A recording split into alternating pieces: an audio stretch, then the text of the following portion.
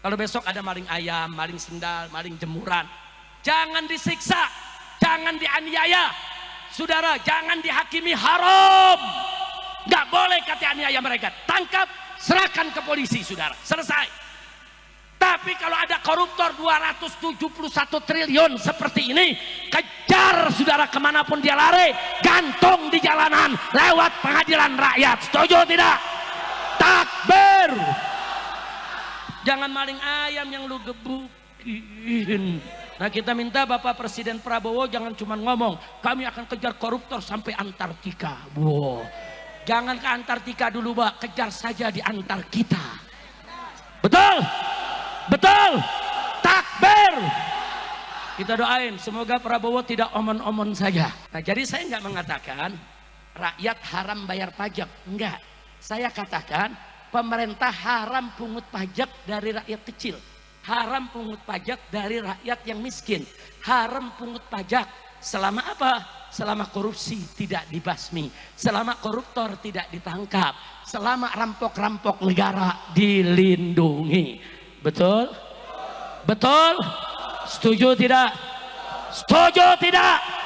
Takbir. Mau ini dijadikan keputusan musyawarah kita? Betul? Rekam lagi. Biar semua ngelihat, kita kirim nanti saudara lewat medsos di mana-mana bahwa masyarakat di mana-mana tempat setuju saudara bahwa pemerintah haram pungut pajak dari rakyat selama korupsi tidak dibasmi, koruptor tidak ditangkapi. Betul? Betul? Selama ada pemborosan di mana-mana, selama laporan keuangan tidak jelas. Betul? Takbir.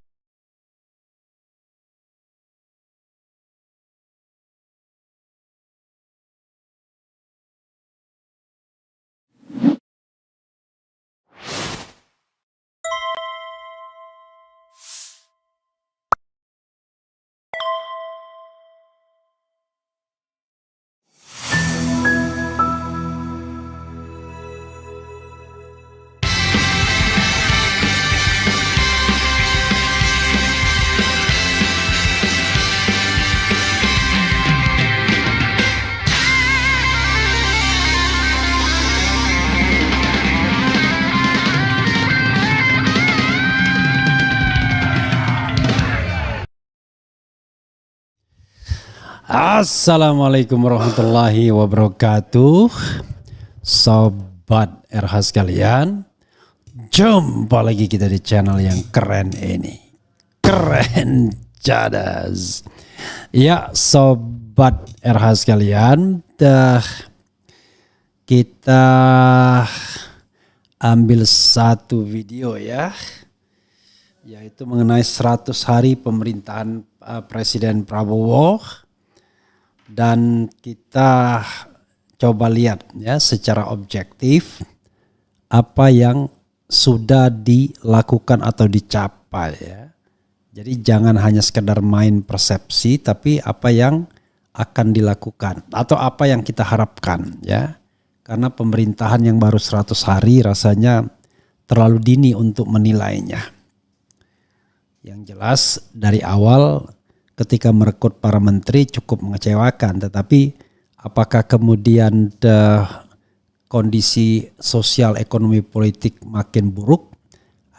Fortunately, untungnya Prabowo adalah selain dia punya aliansi Jokowi untuk memenangkan pemilu, tapi Jokowi pula yang kemudian menjadi the common enemy sehingga Prabowo banyak terselamatkan. Nah ini yang menarik ya.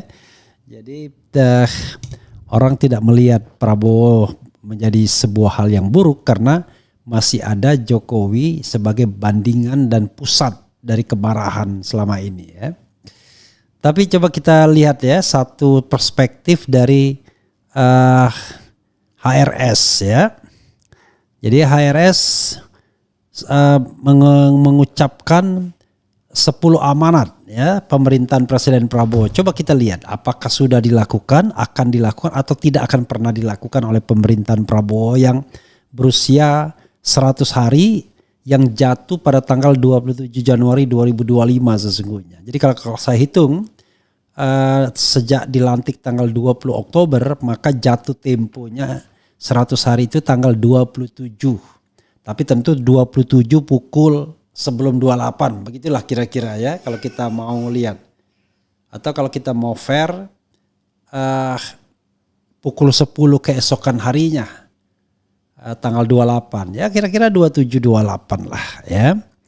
Untuk mengatakan 100 hari ya, hari ini dan kemarin dan hari ini ya. Exactly-nya barangkali jatuh temponya pukul ketika dia dilantik sekitar pukul 10 tanggal 28, tetapi kalau menghitung harinya 27.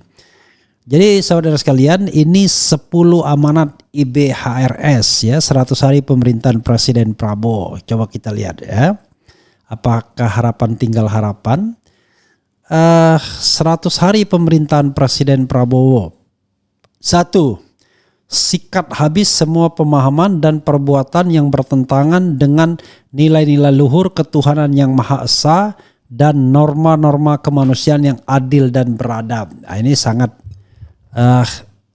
unmeasurable ya, apalagi mengukurnya 100 tahun, 100 hari ya. Sorry, bukan 100 tahun tapi 100 hari mengukur sikat habis seperti ini ya. Presiden Prabowo harus bebas dari bayang-bayang Jokowi. Nah, 2 ini harapan masyarakat, tetapi sampai hari ini kelihatannya masih jauh panggang dari api. Belum ada tanda-tanda Prabowo terbebas dari bayang-bayang Jokowi. Itu yang harus kita catat ya.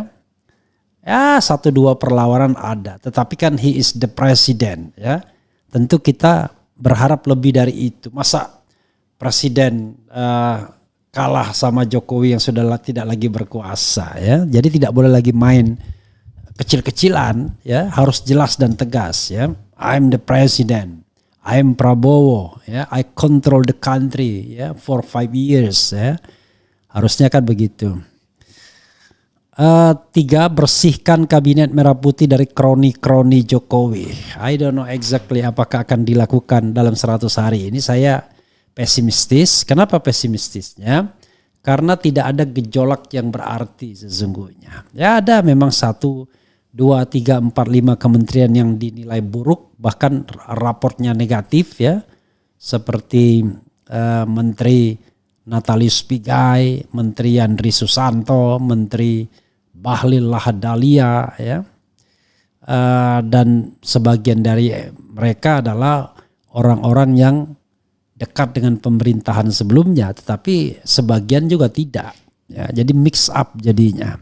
Karena itu alasan untuk membersihkan kabinet dari kroni-kroni Jokowi menjadi a big question. Karena beberapa orang yang dekat dengan pemerintahan Presiden Jokowi dipersepsi bagus prestasinya. Cuma sobat era sekalian, saya tetap mempertanyakan lembaga atau polling atau survei yang bicara mengenai persepsi, karena persepsi itu relatif sekali ya. Oke. Jadi 3 ini saya tidak yakin dilakukan oleh Presiden Prabowo ya. 4, tangkap dan adili Jokowi terkait KKN, kolusi, korupsi dan nepotisme. Nah ini yang kita tunggu. Apakah ada keberanian Prabowo untuk mengadili Presiden Jokowi? Yang diinginkan oleh Abraham Samad, ada tradisi bahwa mantan presiden itu harus bisa diadili. Tidak mesti bersalah, tapi paling tidak dia bisa diproses ya. Kelihatannya juga tidak ada gerakan yang luar biasa ya dari pemerintahan Prabowo, hanya mengandalkan sesuatu yang muncul dari masyarakat ya. Tapi Prabowo sendiri tidak mau mengambil resiko kelihatannya. Kemudian tangkap dan hukum mati semua koruptor, kakap dan sita semua aset para koruptor. Ini yang tidak terjadi. Harvey Muiz malah dihukum ringan dengan tingkat korupsi sampai 300 triliun. Hanya dihukum 6,5 tahun. Kelihatan betul ya. Jadi tidak ada efek jera kalau kita lihat kasus Harvey Muiz. Nah cuma masalahnya adalah itu mewakili persepsi orang-orang elit. Kadang-kadang masyarakat banyak tidak begitu. Masyarakat banyak tuh lebih terpengaruh dengan kenaikan PPN dan lain sebagainya. Jadi ini juga jauh panggang dari api. 6. Stop semua PSN, proyek strategis nasional yang sengsarakan rakyat. Belum. Tuntutan berat. Lagi-lagi ini adalah persepsi elit ya. Kemudian 7. Batalkan semua pajak buta yang tidak bedakan miskin dan kaya. Ini juga belum jelas ya.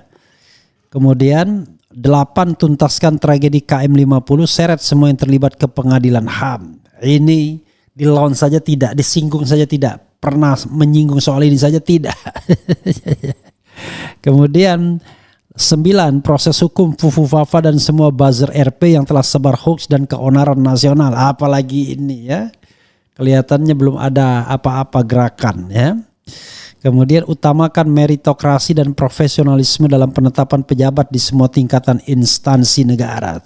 Kelihatan tidak ya ketika kemudian Prabowo merekrut para menteri. Jadi kalau kita lihat 10 amanat HRS ini ya tidak ada yang dilakukan dilaksanakan oleh Presiden Prabowo ya.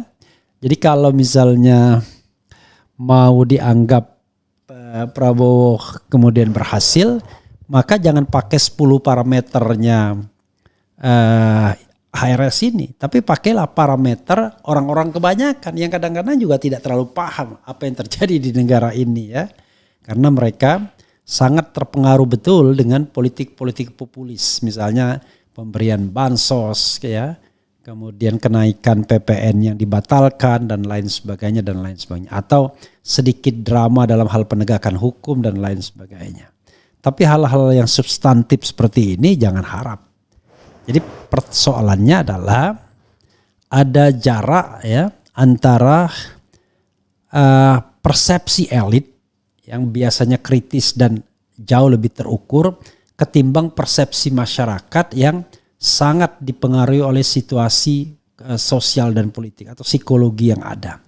Jadi masalah substantifnya tidak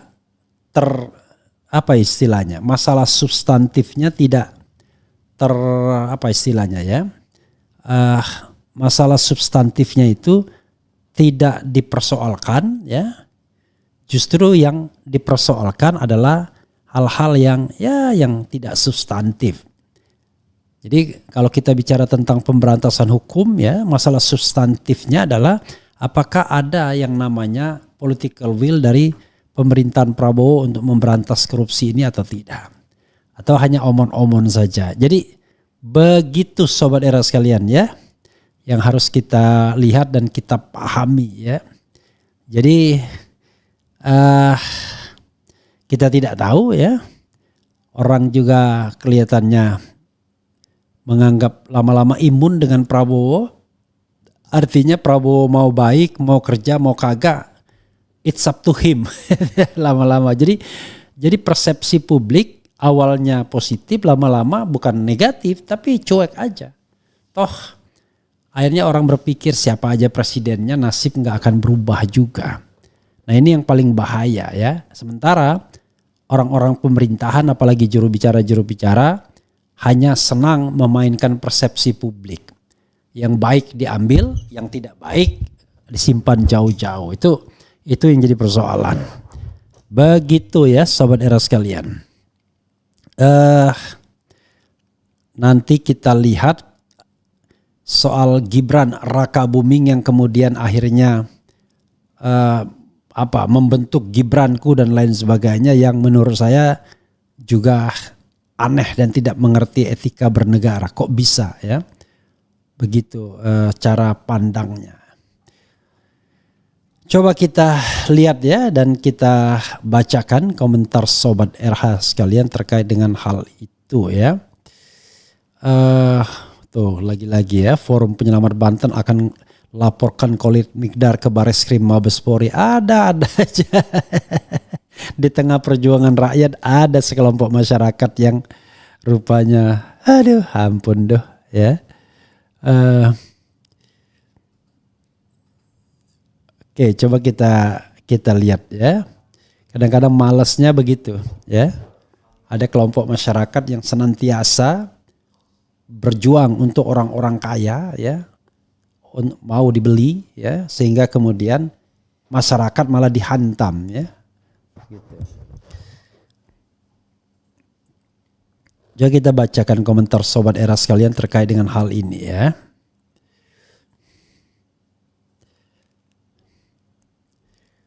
Oke, coba kita lihat ya. Rasa cemas, hidup berat, dunia gelap, fufu fapa, parentifikasi, skizofrenia, makzulin aja. Jadi gitu ya sobat Era sekalian. Apa lagi nih, coba lihat ya. Oke. Kemudian nggak jelas gimana, bisa baca nggak, bisa mikir logika, wah ternak wowo, maksudnya apa ini ya, wowo wiwi sama aja ya. Kemudian ternak wowo, ternak wiwi pun bingung sekarang, harus itu tahu apa Habib kok. Oke. HRS harus HRS itu tahu apa Habib kok banyak bicara, HRS tidak lama ditangkap banyak bicara, apa maksudnya ini? Akankah oligarki tunduk ke ex jenderal? Ya itu nanti ke depan yang akan kita lihat ke depan ya. Bagaimana konstelasi politiknya. Nanti coba kita baca setelah ini ya. Rasanya itu saja saudara sekalian ya. Perbincangan kita, karena saya mau memperbincangkan soal Gibran Rakabuming yang main ancang-ancang dan siap-siap itu ya. Itu saja. Wassalamualaikum warahmatullahi wabarakatuh. Keren cadas, cia.